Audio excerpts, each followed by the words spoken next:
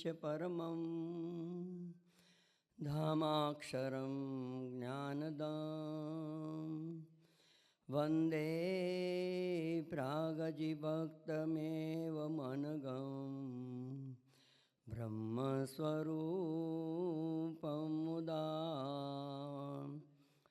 वन्दे यज्ञपुरुषदासचरणं श्रीयोगिराजं तथा वन्दे श्रीप्रमुखं महन्तगुणिनं मोक्षाय भक्त्या सदा। श्री स्वामिनारायण भगवाननी जय। अक्षर पुरुषोत्तम महाराजनी जय। गुणातीतानंद स्वामी महाराजनी जय। भगतजी महाराजनी जय। शास्त्री जी महाराजनी जय। योगी जी महाराजनी जय। प्रमुख स्वामी महाराजनी जय।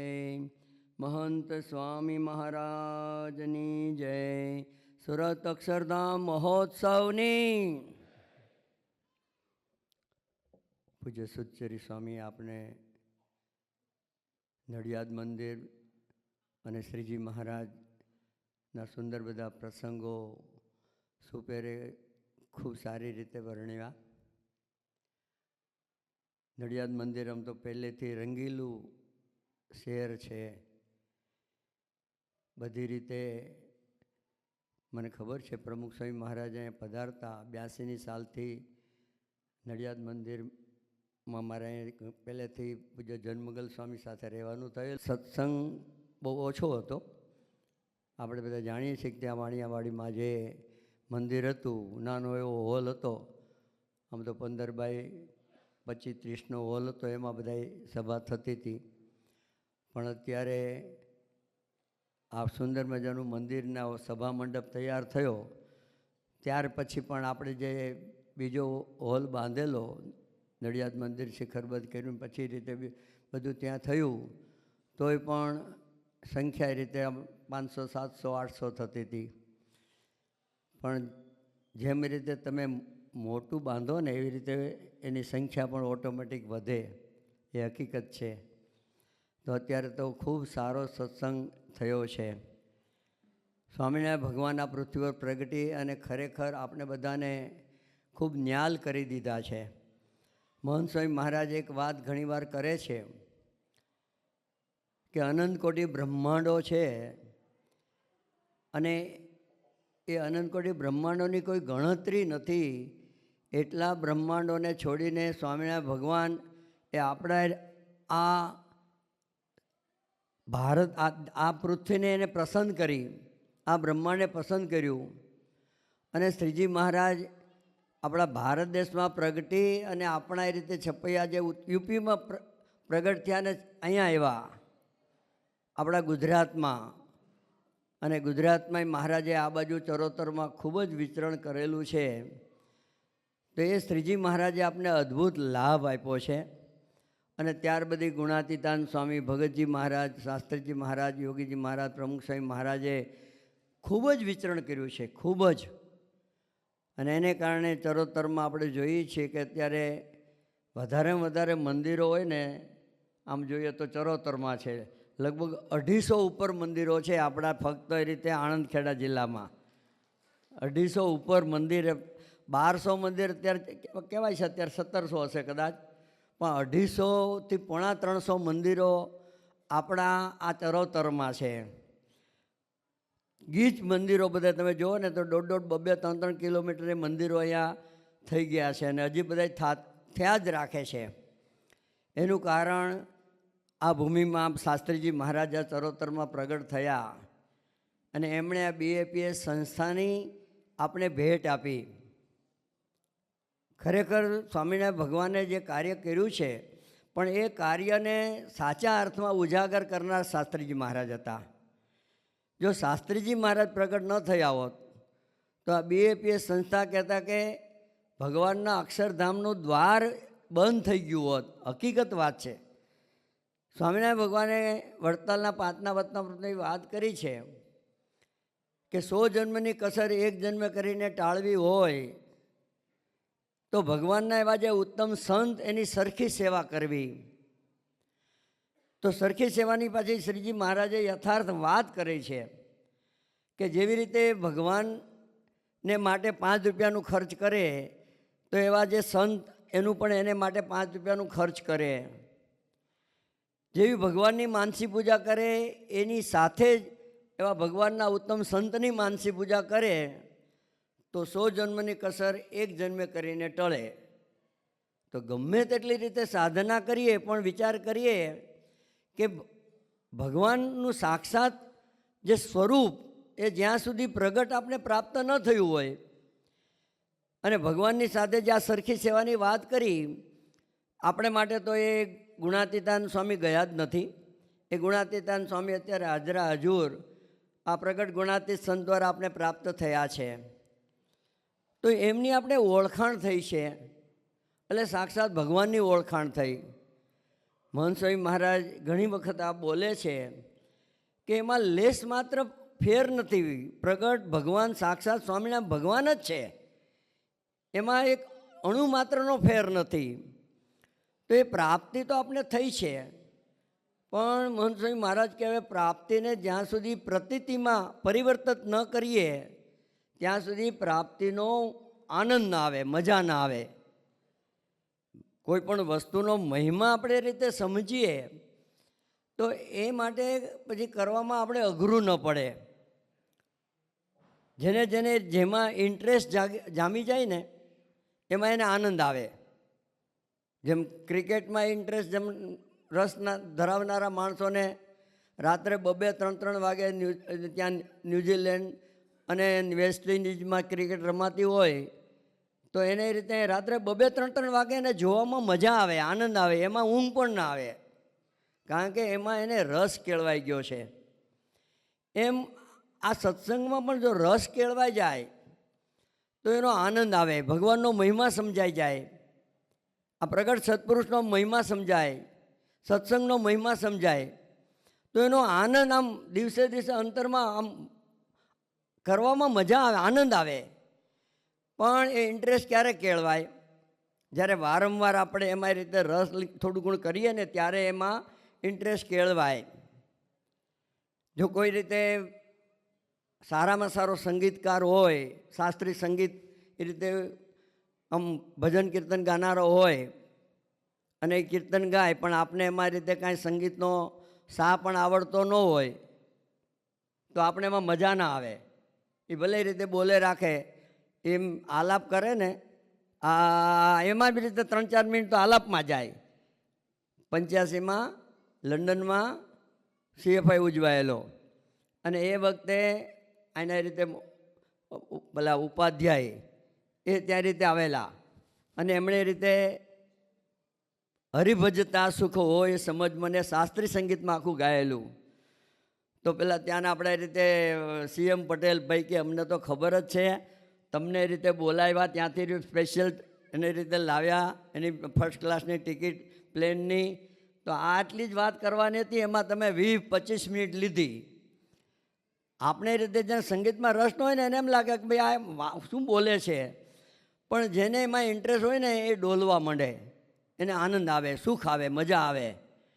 એક વખત આપણે એક સંત છે એ શાસ્ત્રીય સંગીતનું રીતે કીર્તન ગાયેલું KP સ્વામીએ, અને એમણે ગાયો નહોતો તો 2-3 જણા એ રીતે લેડીઝ, તમને ખબર હશે, મને લાગે ચકલાસીનો જ પ્રસંગ છે, અને એમાં લેડીઝ તરત સ્ટેજ ઉપર આવ્યા અને એને કંઈક રસ હશે અને કંઈક મને બહુ આનંદ, ભલે બધું મને વાયરા એને કે ભાઈ રીતે સંતની મર્યાદા છે, પણ કહેવાની વાત છે કે જેને એમાં ઇન્ટરેસ્ટ કેળવાઈ ગયો હોય ને એને આનંદ આવે, મજા આવે.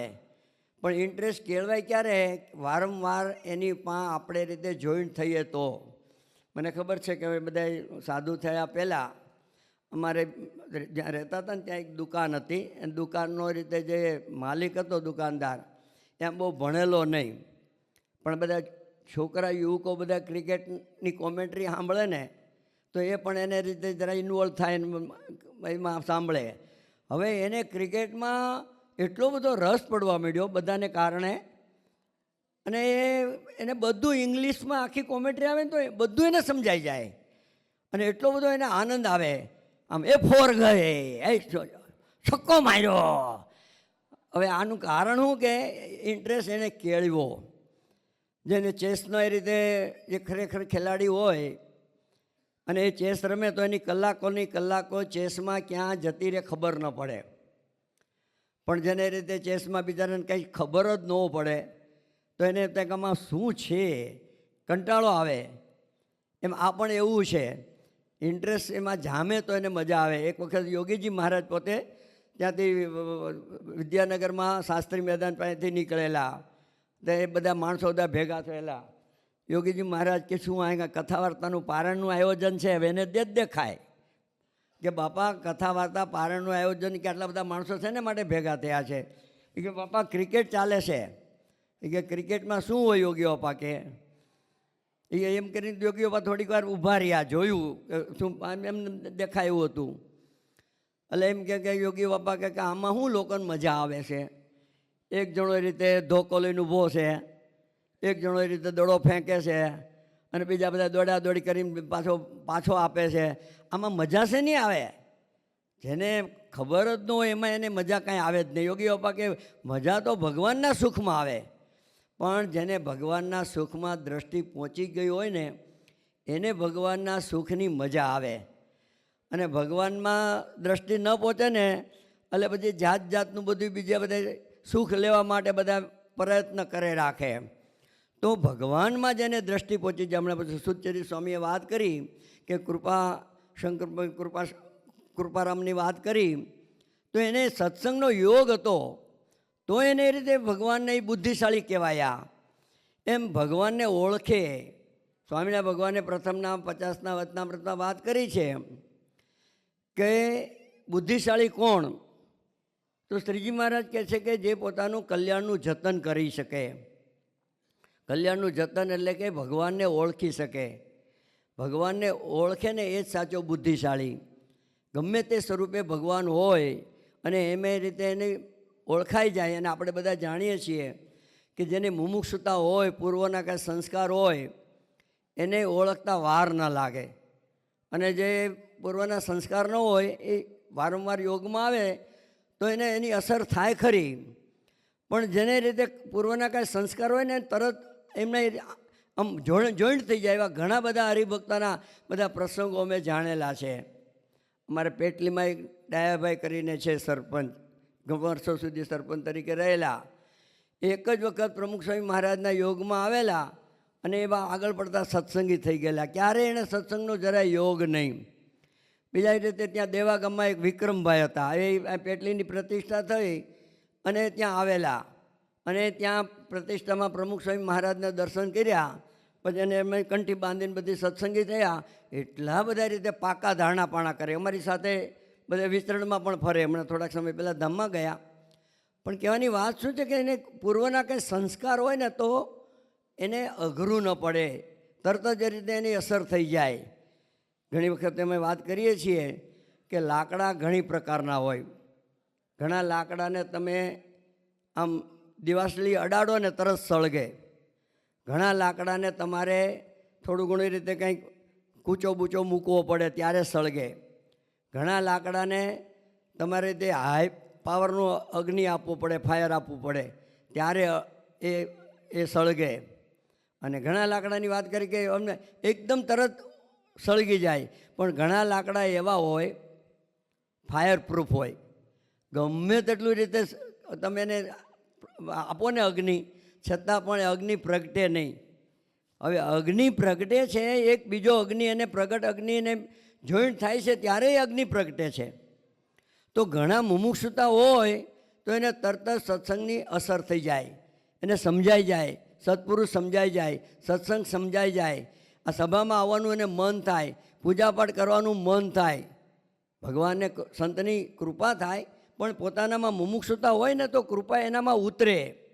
બાકી પોતાની રીતે કરે એ રીતે દુનિયામાં ઘણા બધા રીતે પોતપોતાની રીતે તો સત્સંગ કરતા જ હોય છે.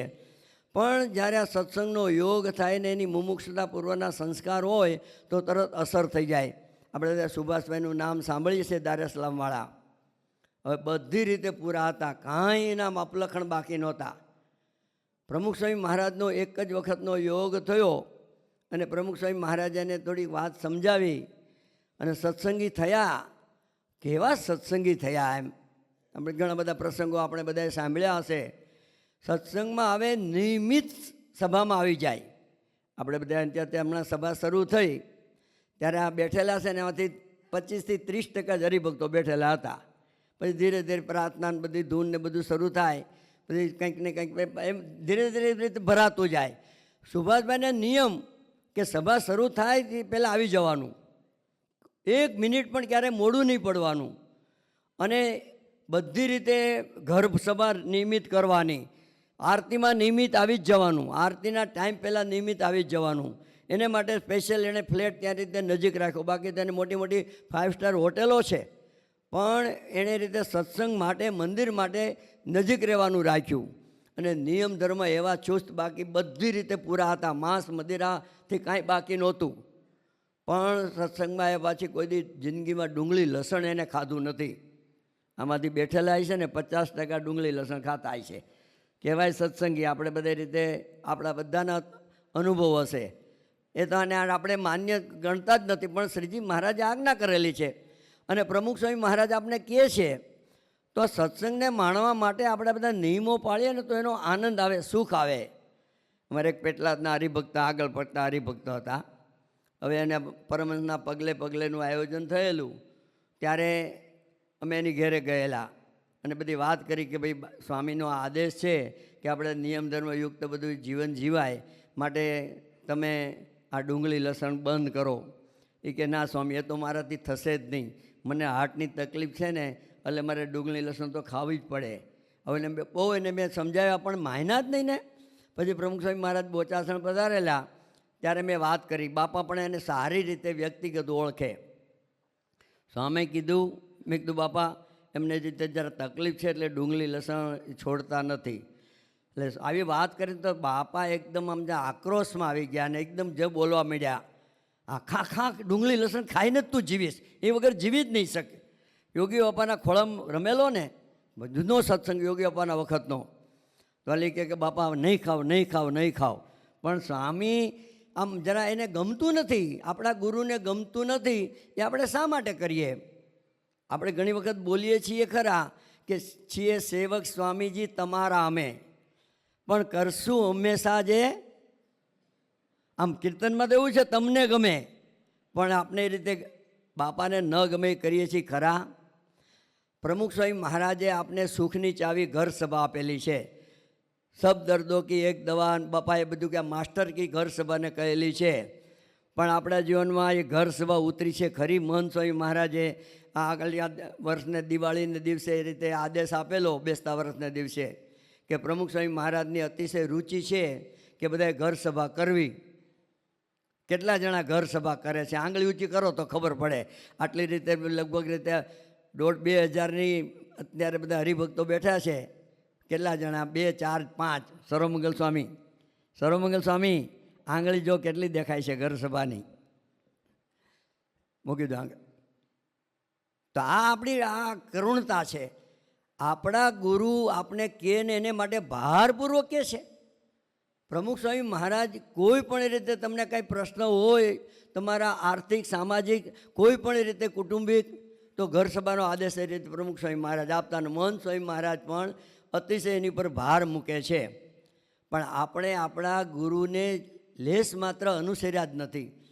આજ્ઞા એની પાળવી આ બધું આમ કરીએ છીએ, ઘણું બધું કરીએ છીએ, પરંતુ એમણે જે આપણે આદેશ આપ્યા છે એ આદેશ પ્રમાણે જો આપણે જીવન નહીં જીવીએ ને તો આપણે સત્સંગનું યથાર્થ સુખ નહીં આવે, મજા નહીં આવે. તો સાચું સુખ મેળવવા માટે સત્સંગનું, મહારાજે તો આપણે એ રીતે કોલ આપ્યો છે કે તમે અમારા આશરે આવ્યા છો એટલે તમારો આશરો છે એટલે અમે તમને ધામમાં તો લઈ જઈશું. પણ શ્રીજી મહારાજ કહે છે કે સુખ નહીં આવે. ને મહંત સ્વામી મહારાજ તો ઘણી વખત કહે છે જન્મો લેવા પડશે. જ્યાં સુધી નિર્વાસ્તિક નહીં થઈએ, જ્યાં સુધી અક્ષરરૂપ નહીં થઈએ, ત્યાં સુધી રીતે ભગવાનના ધામમાં પહોંચાશે નહીં. તો અક્ષરરૂપ થવા માટે અતિ અગત્યની વસ્તુ છે કે એમના બધા આદેશ પાળીએ. એને આપેલા જે આજ્ઞા છે એ આજ્ઞા પ્રમાણેનું આપણે જીવન જીવવા પ્રયત્ન તો કરીએ. પ્રયત્ન કરીએ તો કંઈક રીતે થાય. માટે શ્રીજી મહારાજે બધી જે આજ્ઞાઓ કરેલી છે એ આજ્ઞા મુજબ આપણે થોડું ઘણું વર્તવાનો પ્રયત્ન કરીએ. શ્રીજી મહારાજે ધર્મ સહિત ભક્તિ કરવાની કહી છે. દુનિયામાં રીતે ઘણા બધા રીતે લોકો ધર્મ પાળતા હશે તો એમના જીવનમાં ભક્તિ જેવું કાંઈ ન હોય, અને ભક્તિ કરતા હોય તો ધર્મમાં કાંઈ રીતે ગોટાળા હોય. શ્રીજી મહારાજ કીધું ધર્મ સહિતની ભક્તિ કરવી. એક વખત શ્રીજી મહારાજ ગરડામાં બિરાજમાન હતા અને ત્યારે અણકોટના દિવસો હતા અને ત્યાં લાડુબા જીવુબા બધા ભક્તિભાવથી બધી વાનગીઓ બનાવતા હતા મહારાજને કેવળ રાજી કરવા માટે. અને એમાં સાક્ષાત ભક્તિ માતાએ દર્શન આપ્યા અને પછી દર્શન આપીને પછી તો અદૃશ્ય થઈ ગયા. તો પછી લાડુબાન જીવુબાન મહારાજ પાસે આવીને વાત કરી કે મહારાજ અમને તો આજે સાક્ષાત ભક્તિ માતાએ દર્શન આપ્યા. મહારાજ કહે કે દર્શન આપ્યા, તમે બધું ભક્તિભાવથી બધું કરો છો એટલે ભક્તિ માતા પ્રસન્ન થયા. તો મહારાજે પછી વાત કરી કે તમે માતાને કહ્યું નહીં કે અહીંયા કાયમ રહો? તો કે મહારાજ અમે તો બહુ વિનંતી કરી કે તમે અહીંયા જ રહો, અમારી સાથે જ હવે. ત્યારે એમણે એક વાત કરી કે હું ધર્મની પત્ની છું અને પતિવ્રતા છું, તમે ધર્મ રાખશો તો હું તમારી સાથે અખંડ રહીશ. તો આ વાત કર્યા પછી શ્રીજી મહારાજ બોલ્યા કે હું ધર્મ ભક્તિનો પુત્ર છું, તો ધર્મ ભક્તિ તમે રાખશો જીવનમાં તો હું તમારી સાથે અખંડ રહીશ. તો આપણે રીતે જીવનમાં ધર્મ અને ભક્તિ શ્રીજી મહારાજે બે બેલેન્સ કરેલું છે. તો એની સાથે આપણે જો જીવન જીવીશું તો અંતરમાં આનંદ આવશે. મહારાજે એકાંતિક ધર્મના 4 પાયાની વાત કરી, ધર્મ, જ્ઞાન, વૈરાગ્ય અને ભક્તિ. એમાં શ્રીજી મહારાજે વાત કરી કે ભક્તિ એક એવું સાધન છે, જો અસાધારણ જીવનમાં ભક્તિ હોય તો ધર્મ, જ્ઞાન, વૈરાગ્ય એમાં સહેજે સહેજે આવી જાય. પણ શ્રીજી મહારાજ કહો અસાધારણ ભક્તિ, ભક્તિ ભગવાનની અંતરમાં અખંડ આનંદ આવે, સુખ આવે. આપણે રીતે કથામાં બેસીએ છીએ, અંતરમાં સુખ આવે છે, આરતી કરીએ છીએ સુખ આવે છે. જેમ સર્વમંગલ સ્વામી વાત કરે કે આઈસ્ક્રીમ ખાઈ અને જે સુખ આવે, આનંદ આવે, એવો મજા આવે છે. તો એ રીતે આરતી, કથા, વાર્તા, ચેષ્ટામાં આનંદ આવવો જોઈએ, સુખ આવવું જોઈએ. તો એ સાચી ભક્તિ છે. આપણે બધાને આદેશ તો કરેલો છે, અત્યારે જ્ઞાન અક્ષરબ્રહ્મ સત્ર ચાલી રહ્યું છે. બાપાની આપણે આજ્ઞા છે કે બધાએ આમાં બધું ભળવું અને સારામાં સારા વિદ્વાન સંતોનો આપણે લાભ મળે છે. તો આપણે એનો લાભ આપણે કેટલો લઈએ છીએ અગત્યનું છે. કેટલા બધા સુંદર મજાના પ્રસંગો આપણા પ્રગટ ગુરુરી મહંત સ્વામી મહારાજના બધા પ્રસંગો, આપણા બધા સદગુરુ સંતોના બધા પ્રસંગો, બધા વિદ્વાન સંત બધાને બોલાવો હોય તો લાવી શકાય એવું નથી, પણ આપણે ઘેર બેઠા એનો લાભ લઈ શકીએ એવું છીએ, છતાં આપણે એનો લાભ લેતા નથી. તો આ જે અક્ષરબ્રહ્મ સત્ર એ રીતે મહંત સ્વામી મહારાજે આપણે એક અમૂલ્ય ભેટ આપી છે. આ રીતે એમણે આયોજન કરીને પણ ભેટ આપ્યા, લાભ લઈએ તો આપણા માટે ભેટ છે, લાભ લઈએ નહીં લે તો આપણા માટે ભેટ જ નથી. તો આવો એક અદ્ભુત આ ભક્તિનો એ રીતે માર્ગ શ્રીજી મહારાજે પ્રવર્તાવ્યો છે. અને એ ભક્તિ આપણા રીતે ગુરુ પરંપરામાં દિન પ્રતિદિન વધતી ને વધતી રીતે આપણે રીતે જાય છે. અને આટલા બધા મંદિરો, આ તો વિશ્વ રેકોર્ડ છે, ગ્રીનિજ બુક રેકોર્ડમાં આટલા બધા મંદિરો કોઈ સંતોએ કોઈ સંપ્રદાયમાં નહીં હોય એટલા આપણા રીતે મંદિરો એક ગુરુના નેજા હેઠળ છે. પણ એનું મુખ્ય હેતુ એ છે કે આપણે ભક્તિ એ મંદિરનો લાભ લઈ. અહીંયા સુંદર મજાનું મંદિર આટલું બધું થયું છે, આટલું બધું અદ્ભુત મંદિર છે. હમણાં સુચરી સ્વામીએ વાત કરી કે મંદિર જોવું હોય તો નડિયાદનું મંદિર, એમ બધી રીતે આપણા આખા ચરોતરમાં જ નહીં, આમ તો મને લાગે છે આખા સત્સંગ મંડળમાં આટલું વિશાળ જગ્યા અને આટલું બધું સુંદર મજાનું મંદિર, હોલ, બધી રીતે જોઈએ ને તો સુખ માટે એ રીતે પૂજ્ય સર્વમંગલ સ્વામી જેવા સંત આપણે આપ્યા છે. એનામાં જીવનમાં ભારોભાર ભક્તિ છે, ધર્મજ્ઞાન, વૈરાગ્ય, બાપાને અતિશય એમણે રાજી કરી લીધેલા એવા સંત આપણે પ્રાપ્ત થયેલા છે. અને એક સારામાં સારા બધા વક્તા, કથા વાર્તા કરનારા છે. તો આપણે વધારે વધારે લાભ લઈએ આ મંદિરનો, કથા વાર્તાનો, તો એનો આનંદ આપણે રીતે આવે. તો આજના દિવસે મહારાજ સ્વામીના ચરણોમાં પ્રાર્થના કરીએ કે એવું સુખ આપણે સાચું લઈએ. એ કવિએ બોલ્યા છે ને કે જીવન જીવી જાણ્યું નહીં તો જિંદગી શા કામની. તો આવું સત્સંગનો યોગ મળ્યો છે. અને યોગ મળ્યા પછી પણ જો આપણે રીતે સત્સંગનો લાભ ન લઈ શકીએ, આટલું બધું મંદિર, કરોડો રૂપિયાનું મંદિર તૈયાર થયું છે. તો આ મંદિર કોને માટે? જે લાભ લે એને માટે મંદિર છે, લાભ ન લે એને માટે મંદિર છે જ નહીં. તો આપણે તો મંદિરનો વધારે લાભ લઈએ, 2 ટાઈમની તો ઓછામાં ઓછી આરતી ભરીએ જ. આટલું સુંદર મજાનું મંદિર છે. ઘણા બધા હરિભક્તો એવા છે કે એવા રીતે દૂર દૂરથી પણ આવીને મંદિરનો લાભ મંગળા આરતીમાં પણ આવતા હશે. તો આ મંગળા આરતીનો બહુ મહિમા એ રીતે મહારાજે કહેલો છે. મહારાજ બોલતા હશે 100 શણગાર 1 મંગળા. એટલો બધો અદ્ભુત ભગવાન જાગે, દર્શન આપે, આપણી સામે દ્રષ્ટિ થાય, એ આપણે એની સામે દ્રષ્ટિ પડે, દર્શન થાય. તો આ બધું આપણે રીતે કરીએ તો અંતરમાં આનંદ આવે, સુખ આવે. મારા સ્વામીના ચરણોમાં પ્રાર્થના કરીએ કે એવી ધર્મ જ્ઞાન વૈરાગ્ય ભક્તિ આપણા જીવનમાં દ્રઢ થાય. સ્વામિનારાયણ ભગવાનની જય.